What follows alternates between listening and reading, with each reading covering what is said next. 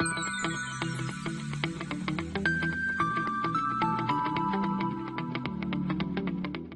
students, myself Korea. In today's lecture we have to discuss one chapter, that is kinematics. In kinematics we have to discuss acceleration analysis. So in today's lecture we have to discuss one topic, that is Klein's construction analysis. So what is Klein's construction analysis?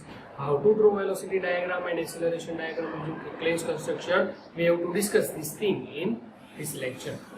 So in Klein's construction analysis, let OC be the crank and you see in the diagram, that is OC be the crank and PC the connecting rod of reciprocating system engine as shown in figure. Let the crank make angle theta with radius, a line of stroke PO, and rotate with uniform angular velocity omega radian per second in clockwise direction. The Klein's velocity and acceleration diagram are drawn as discussed below. Now we have to understand how to draw acceleration diagram and how to draw velocity diagram using Klein's construction in next slide. Okay, so Klein's velocity diagram, that is, first of all draw OM perpendicular to OP such that it intersects the line PC produced at M. The triangle OCM is known as Klein's velocity diagram as shown in figure. In this triangle OCM, OM may be regarded as a line perpendicular to PO, CM may be regarded as line parallel to PC, and CO may be regarded as line parallel to CO. Okay, we have already discussed that the velocity diagram for given configuration is triangle small OCP as shown in figure. Okay, so the velocity diagram, if this triangle is revolved through 90 degree, it will be triangle OC1P1, in which OC1 represent velocity at point CO, velocity of C with respect to O, or velocity of pin C, and is parallel to OC. Okay, so small OP1 represent velocity at point PO, for example velocity of P with respect to O, or velocity of crosshead or piston P is perpendicular to OP.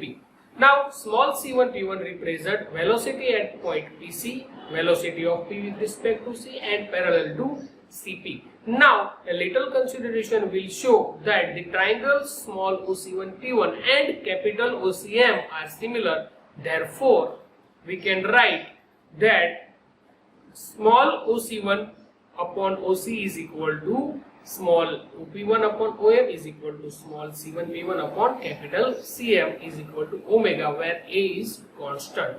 So velocity at CO upon OC is equal to velocity at PO upon OM is equal to velocity of PC upon CM is equal to omega. This is the this equation comes from velocity equation. Omega is equal to V by R. Okay. So velocity at CO is equal to omega into OC, velocity at PO is equal to omega into OM, and velocity of PC is equal to omega into CM.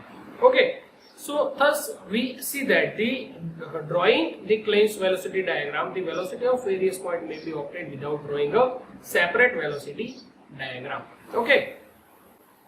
So now Klein's acceleration diagram. Now we have to understand how to draw a acceleration diagram using Klein's construction. So the Klein's acceleration diagram is drawn as discussed below. First of all, draw a circle with C as center and CM as a radius. Okay. Now draw another circle with PC as diameter. Let this circle intersect the previous circle at K and L.